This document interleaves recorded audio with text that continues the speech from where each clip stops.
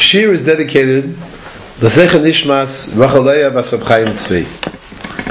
We began to study Yirmiyhau, Perek Chafei, a very fundamental Perek in terms of Hashem Yisbarach's interaction with Klal Yisrael and the Ummos HaOlam. Let us for a moment review some of the psukim that we began to study in last year. Beginning of Chafei, the Navi tells us, Hadavar asher haya al Yirmiyhau al kol am Yehuda b'shana harvius liYoyakim ben Yoshio melech Yehuda hi hashana harishonis l'Nebuchadnezzar melech Bavel. Pasuk beis asher diber Yirmiyhau hanavi al kol am Yehuda ve'al kol Yoshia Yerushalayim leimor. And the Navi indicates in the next psukim, the next series of psukim, that he has on many occasions, clearly over a period of many years, attempted to carry out the shlichus of his nevuah, which of course was to bring Klal Yisrael to do tshuva. Let's read Pasuk Gimel. Mishlosh esrei shana leYoshia ben Amma melech Yehuda v'ad hayom hazeh zeh shalosh v'yasim shana haya dvar Hashem eloi ba'adaber aleichem ashkem b'daber v'lo shmatem. Here the Navi again and again came to say Musar, came to say Divrei Tochacha, but unfortunately Klal Yisrael did not respond. Klal Yisrael was not attentive. We pointed out in a number of shiurim already the language of shmiya or lack thereof, which is very critical here in the Navi. And so Klal Yisrael did not respond. And psukim Dalet and Hey v'shalach Hashem aleichem es kol avoda of&nbsp. Here the language which is very much stressed is the language of kol avoda of&nbsp. If you recall the davening in the Ashkenazic Nusach of Malchus, Zechanos and Shofres of Rosh Hashanah, we say Val Yidei Avodecha Anabiyim Kosel Lemor. A Navi basically is an Eved Hashem. Moshe Rabbeinu, of course, is the Eved Hashem par excellence. The one who's not Masiach Das Makadosh Baruch Hu for one moment, says the Radak in his parish. And an Eved is a Shaliach. Is someone who carries out the wishes of his master dutifully, loyally, judiciously. He's totally committed in an absolute kind of way. And so Hashem Yisbarach sent the Nevi'im, the avoda of and-nbsp, Hashkem b'shaloach v'lo shematem v'lo yitisem es lotzachem lishmoa. You did not listen, and obviously you had no interest whatsoever. And of course, what did the Navi tell us? To do tshuva. That's a sign of a Navi emes.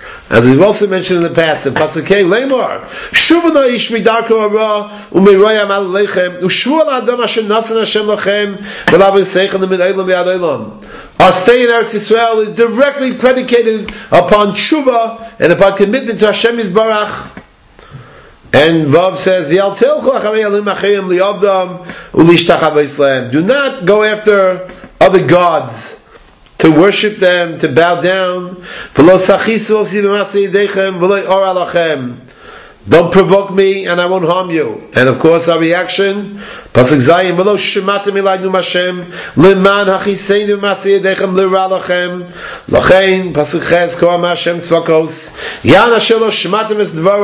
the key word is the shmiya or lack thereof.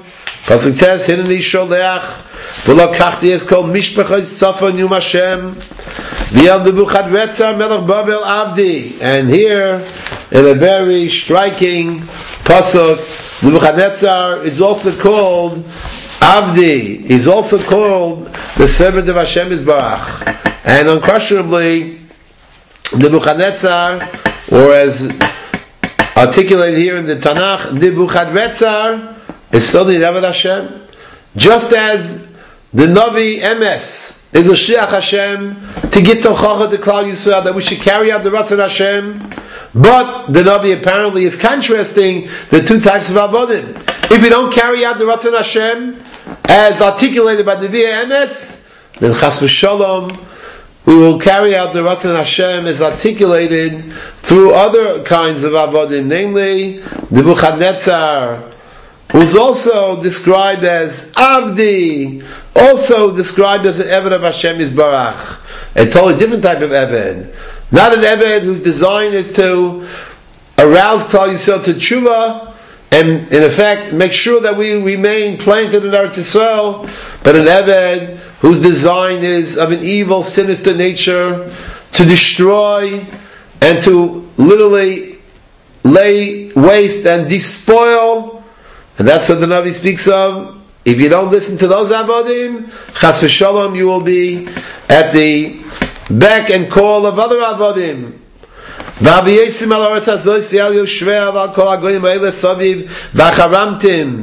And obviously Nebuchadnezzar is going to be brought, and Nebuchadnezzar is going to wreak havoc.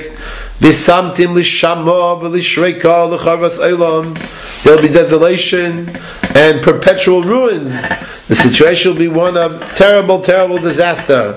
And this, of course, is simply the notion that Nebuchadnezzar is carrying out the Ratzon of Hashem. Ashur Shevet Api. Ashur is the wrath